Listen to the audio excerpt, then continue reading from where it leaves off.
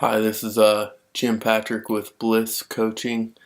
Um, I wanted to talk about one of the blogs on my site. It's called Impressed by Fire. Um, if you go to www.jimpatrickcoach.com and then look up the blog Impressed by Fire, there's probably going to be a lot more detail in there about what I'm about to talk about. But um, I was in a worship service and we sang "The King Is Here." Kim Walker Smith sings it. It's on one of her albums. But I got thinking in the middle of that song. It says, we are captured by you." Are we really captured by Him? Are we? I mean, we sing these songs, and do we really understand the magnitude of what it is that we're singing? Um, I was really caught by that, and I began to get almost like this vision. God took me to these different places in Scripture in like a nanosecond, and I saw David and Goliath, and I saw David out in the field before he was sent to his brothers in battle, and I saw him worshiping the Lord, just as he tended his sheep. He was just so in awe of God, so in love with Him, worshiping Him, encountering Him, speaking to Him. The Lord singing over him, speaking over him. I mean, you read the Psalms and you just get this picture of this, and it says in there, in Samuel, that David killed a bear and killed a lion with his bare hands. You've got to be pretty out of your mind, out of your earthly mind, to be able to do something like that. And then I can see him taking that atmosphere that him and the Lord in their history together have created, and taking that to the battlefield. It was like God was preparing him without David even knowing what he was being prepared for. And David waltzes into the camp, and this is what he says. It's in it's in 1 Samuel 17:26.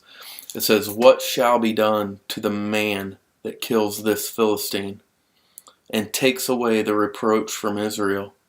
For who is this uncircumcised Philistine that he should defy the armies of the living God?"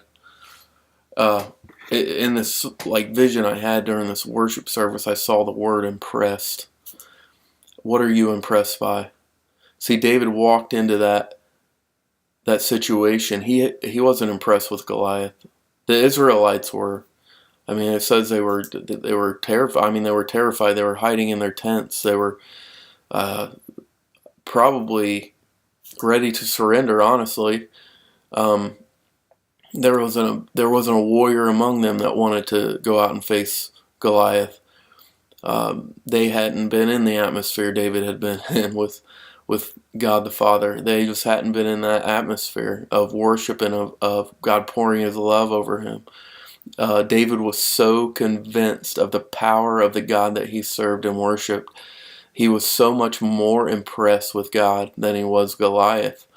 And I think the Lord took me to the spies of Israel. He showed me that there were two spies, and there were two different sets of spies, and I believe it was Joshua or Moses that sent these spies to scope out the promised land, and they came back with a report, and there were two perspectives that came back. One saw all that God had promised them, and that was already theirs, because in Scripture it actually says, "God, go seek out the land which God has given us." Not the land which we have to strive for, we have to take, and we have to grab hold of. We have to somehow manipulate God into giving it to us or something like that. It's the land that God gave us. Go look at it. and some of the people saw giants. They were impressed by the giants. They weren't impressed by the promise. I just challenge you today to ask yourself, what am I impressed by? See, Stephen, even in his martyrdom, was being stoned by rocks. Imagine a rock being chucked at your head, and all he could think to say was, I see Jesus high and lifted up. He wasn't impressed by the rocks that were, he had to feel the pain. Was he out of his mind? He was impressed by Jesus. He was living in a different realm. I think the Lord wants to take us, our minds and our hearts. He wants to take us to a different realm of reality, a heavenly reality. He doesn't want to, like we shouldn't be so impressed by these biblical characters. I think when we get to heaven, there's going to be a time in history where the biblical characters are going to be impressed by what Jesus has done through his saints. That's my hunger, is that I sort of outdo them, I suppose. We're supposed to. Jesus said you'd be able to do even greater things than him, and he's the Son of God. I just wanted to encourage you to examine your heart and your life, and look at the things that maybe you're fearful of, or that cause fear to creep up in your life, that actually get you to almost be impressed with it, whether it be your finances, a mountain of financial debt, whether it be a calling, an impossibility. Don't get impressed with impossibilities. We serve the God of the impossible. There's nothing impossible for those that believe in him. So I just wanted to encourage you with that word. Thank you for listening. Again, go to our website at jimpatrickcoach.com. That's Bliss Coaching. Thank you so much.